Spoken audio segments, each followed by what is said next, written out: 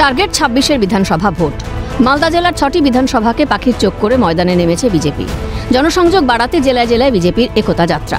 সর্দার বল্লভভাই প্যাটেলের ১৫০ বছর জন্মজয়ন্তী উপলক্ষে জেলায় 6টি বিধানসভায় একতা যাত্রা শুরু করেছে বিজেপি নেতৃত্ব।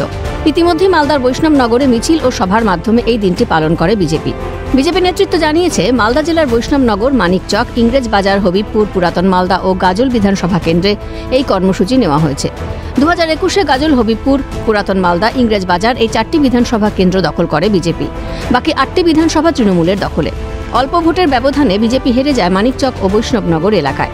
কিন্তু গত লোকসভা ভোটের নিরিখে এই দুটি কেন্দ্রে অনেকটাই ভোটে এগিয়ে রয়েছে বিজেপি।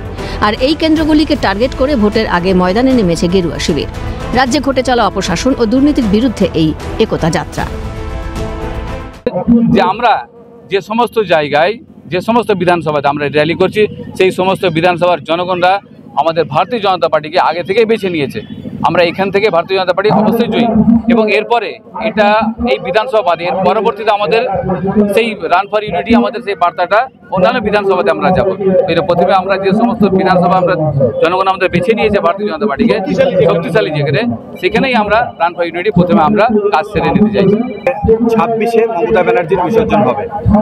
আজকে মানুষকে একত্রিত করার কারণটা একটাই, যে অপশাসন চলছে, যে দুর্নীতি চলছে, সেই দুর্নীতি থেকে মুক্ত করতে জাতি, ধর্ম নির্বিশেষে জাতপাতের যে রাজনীতি এইখানে মুখ্যমন্ত্রী করছেন, আমরা একতা যাত্রা করে সব মানুষকে জুড়ে একটা কথা বলছি, মোদিজি যে সবকা সাথ সবকা বিকাশ বলেছে, সেই ধারাতে সবাইকে বলছি উন্নয়নের ধারাতে সামিল হতে।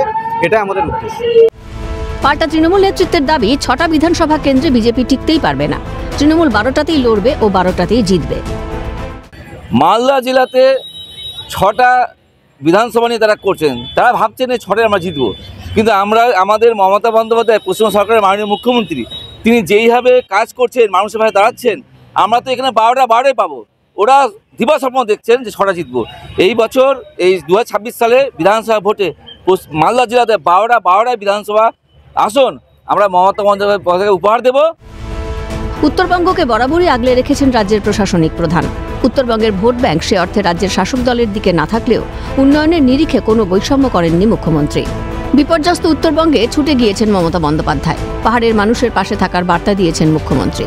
এর মধ্যে তিস্তা, তোরসা দিয়ে বহু জল গড়িয়েছে। ধীরে ধীরে বদলাচ্ছে উত্তরবঙ্গের রাজনৈতিক সমীকরণও।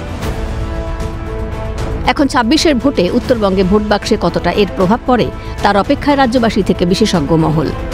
সুমুখ লাহিড়ির রিপোর্ট, ক্যালকাটা নিউজ।